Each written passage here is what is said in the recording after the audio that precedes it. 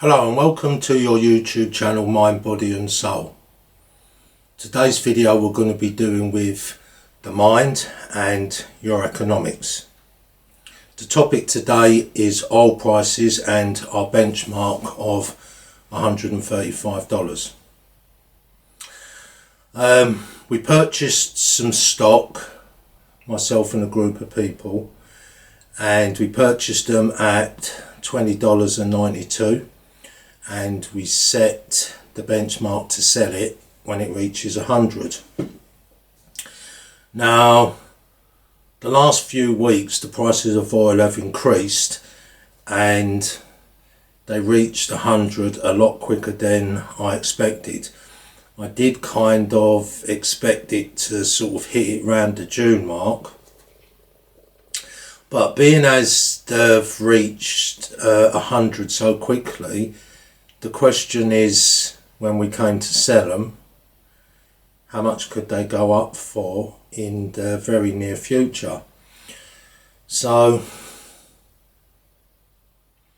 the reason why we set it at 100 was after sort of watching Saudi Arabia talk about the oil prices in December of last year. They turned around and said that they'd like the oil prices to reach about $95. They'd be getting concerned if oil prices went to 100 because it might destabilise demand. So of course we're at 100 now, and I'm bearing in mind that if they're worried about destabilising prices at 100, we're now at 109. How much extra can we get out, like before it comes down or something happens? So we set the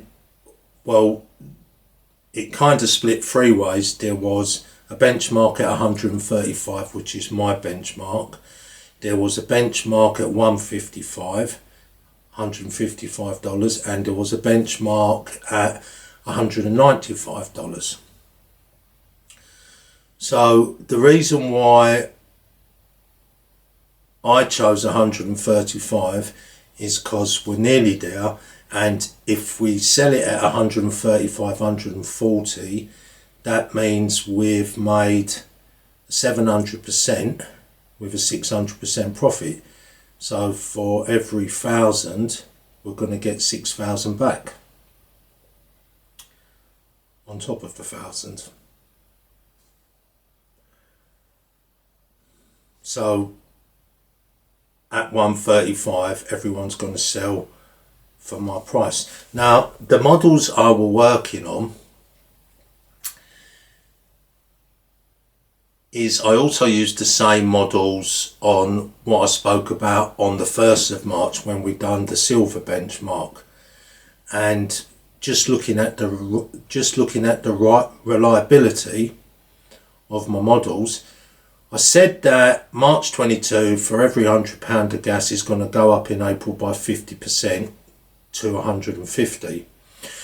Then looking at the prices of increased moves to increase by 50%, they've said it's going to go up, the government says it's going to go up in October. Well, if we're making 50% jumps, I kind of thought it's highly unlikely that it's going to go up 1%, 2%.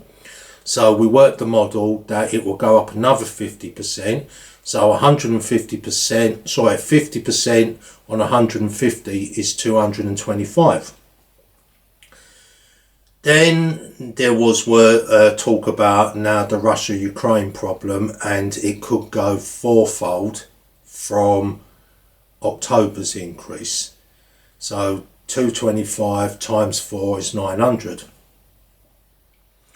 So that's what the model predicted, and it's just, I mean, it's not like we're doing any business, so I can sort of make these predictions. They might be wrong, they might be right, but if they're wrong and we've prepared for it, then it's much more of a nicer surprise if it's less. But if we go under and then it's a lot more, then that could cause problems. Now today, after listening to the government, they've turned around and said that in October it's going to be increased by another 35% at least. So I've done the calculations, and if you're paying 150 in April next month, and now it goes up 35% in October, that's 185. So it's almost double, and that's if at least. So you kind of think my predictions of a 50% increase in October, because they're jumping up in multiples of 10 from 225, they've said at least 35, which is 185, which is not a lot of difference between my model's prediction of 225 to their prediction of 185.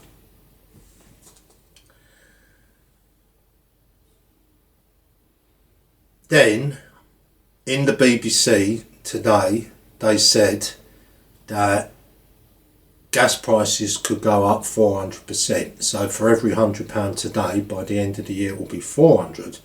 So when we look back at my model's prediction at the beginning, it said 225. The problem with Russia could send it fourfold to 900. Now they're saying it could go up to 400%, 400. You kind of see that the 185 prediction and the 225 prediction, plus the Russia problem or oil shortages or whatever, is going to be at least 400. So it could be that by the end of this year, for every £100 of gas could cost you between 400 and 900. You could go down the middle, but that is the range. So my model predicting 225 in October plus times 4 looks like it will more than likely be the case. But that being said, I mean, we're going to sell the oil at 135, and we'll wait and see.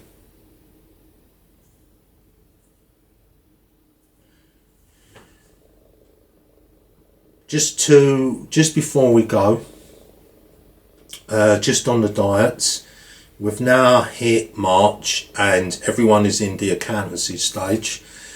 The accountancy stage, where everyone has to now write down what they're eating. They can, everyone's eating at 3 hours. They've cleaned their diets up, but now what they're doing is they're writing down all the calories. So what foods they eat, how much fat, how much carbs, how much protein, and how many calories, and a daily total.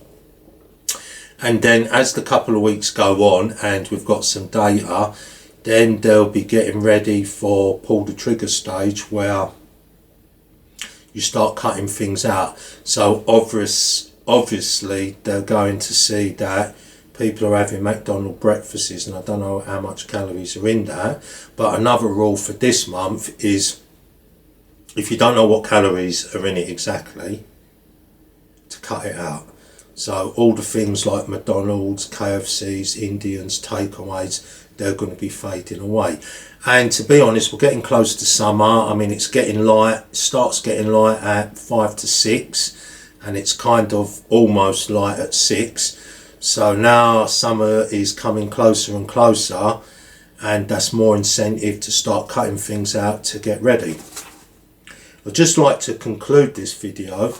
I was watching YouTube today and I put on Mel Robinson and I was listening to her, and then I was listening to her while I was working, and when it finished, then Bob Proctor came on and I was sort of listening to him, and then on the next video Bob Proctor came on again, and they were talking about memorials and in memories. And then when I had a closer look, I realised that Mr. Bob Proctor had died on the 27th of February, I think, at 2 p.m. or 2 a.m. And I was quite sad, because I remember getting The Secret when it came out, and that was my first introduction to affirmations and visualization, and the one person I liked the most in The Secret was Bob Proctor. I liked the way he looked, I liked the way he sounded, and almost like a father figure, kind of godly like figure. I just like watching him, I like listening to him, and I always hoped to go and see him, and of course that the chance for that has come and gone. But I would just like to say for the record that I'm very sorry that he's gone, and you know, I'd like to send my condolences to his family. I mean, I looked at the website today, or that YouTube video, and it's had over 2 million views and God knows how many comments. But just my condolences to the family, and just very sorry. So anyway, hope to see you in the next video. Take care. Bye bye.